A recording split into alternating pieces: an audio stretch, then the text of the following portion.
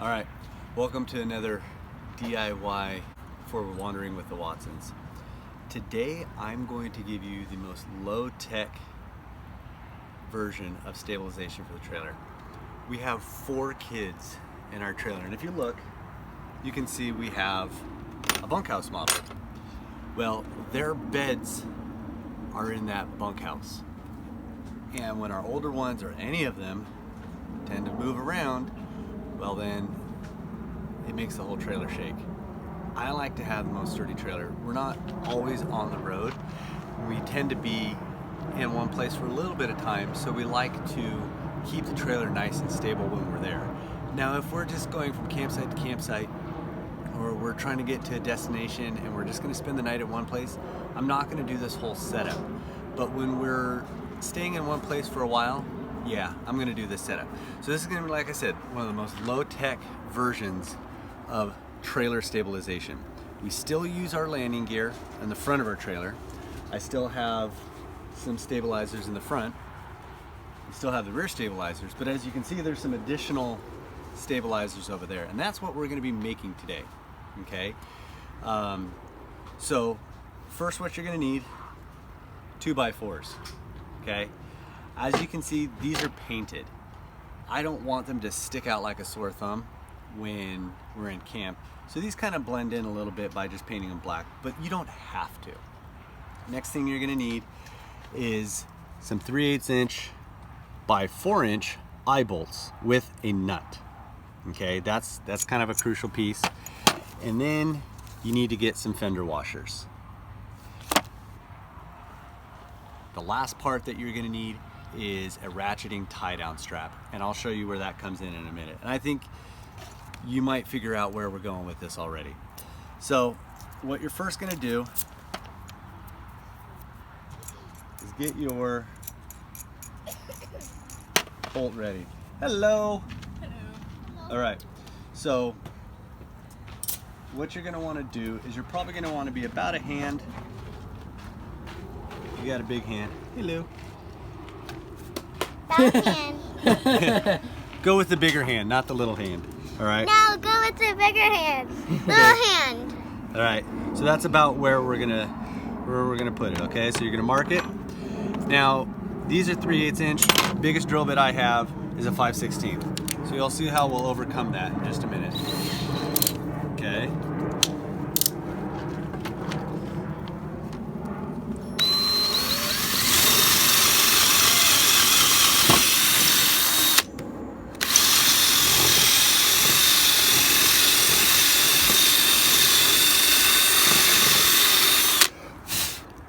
All right, so we'll see how that does. And I actually like not having it the exact size, because that allows me, Do not strip so often. you know, it allows it to be nice and snug. Okay?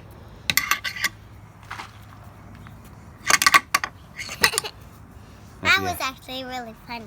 Now, if you have the patience, you can do it by hand, but this makes things go a little bit quicker.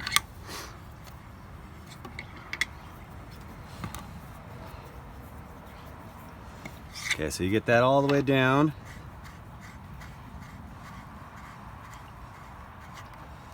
All right, now you flip that piece over. Take your fender washer, take your nut. And that is how you do it. What are you doing exactly? What are you guys doing? We're making the stabilizers again. Why are you making more? Sorry. Can I help? Yeah, you can No. help with the next one. I want to help with the next one. All right, so that's one. All you got to do is you got to repeat the process on the next one, and then we'll show you what it is to tighten them up.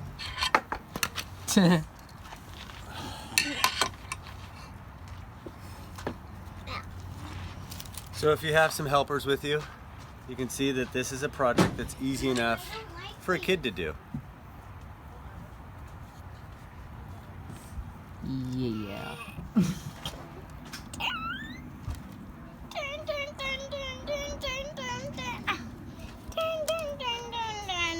go.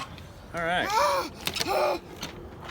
So that's the extent of the building of the stabilizers. Okay, so this is the one that we put on the rear part of the trailer. And you can see it just goes right up into the frame. Done. That was fun. Just send the strap across the other side. Do the same.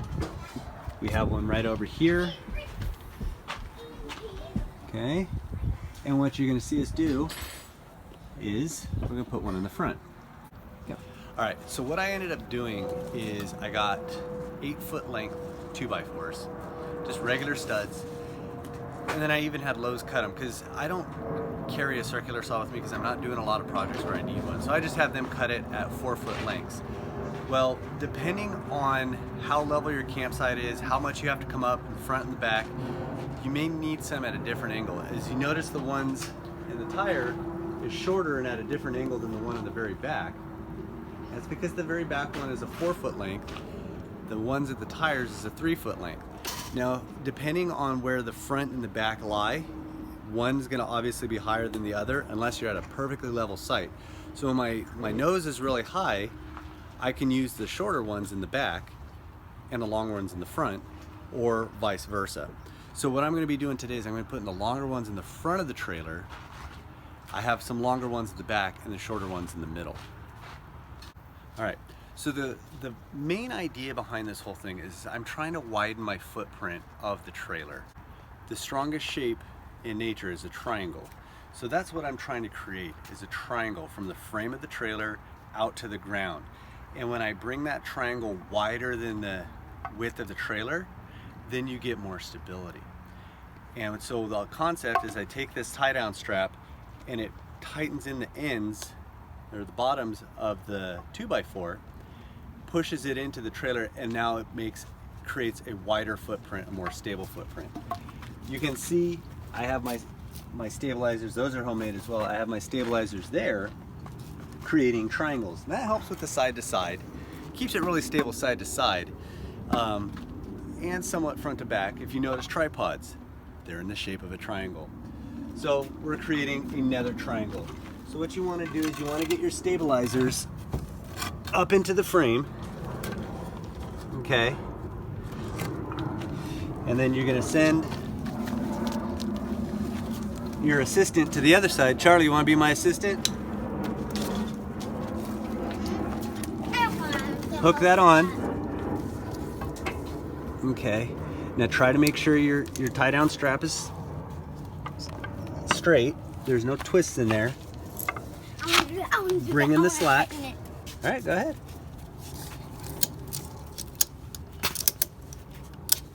And then just tighten. Keep going. And you can see that this project is easy enough.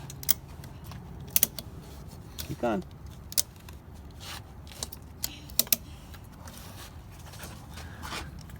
Muscles. Come on, muscles. I need to get on. All right. It's okay. So you can see that my 7-year-old. Charlie. There you go. Charlie. It's stronger than me. All right, that's good. That's good. Let me do the last one. So, as you can see, a 7-year-old can do it. And just a couple more ratchets in there. There we go. That's our widened footprint. You can see it on both sides of the trailer. Keeps it nice and snug, and it really makes a big difference.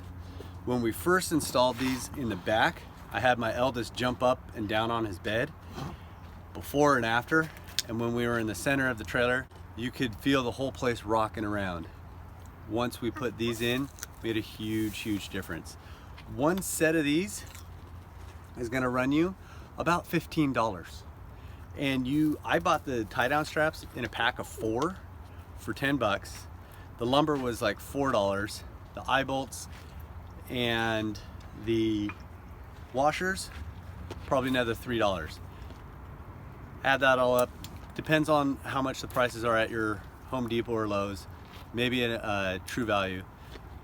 Super low tech, easy, effective stabilization.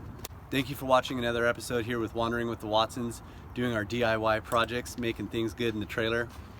Please subscribe somewhere around here. Find the red button, subscribe, follow us. We're on Instagram and here on YouTube. We'd love to hear comments from you. If you've got any questions, don't hesitate, and follow our adventures. Thanks again. Have a great day. Don't forget to leave a like.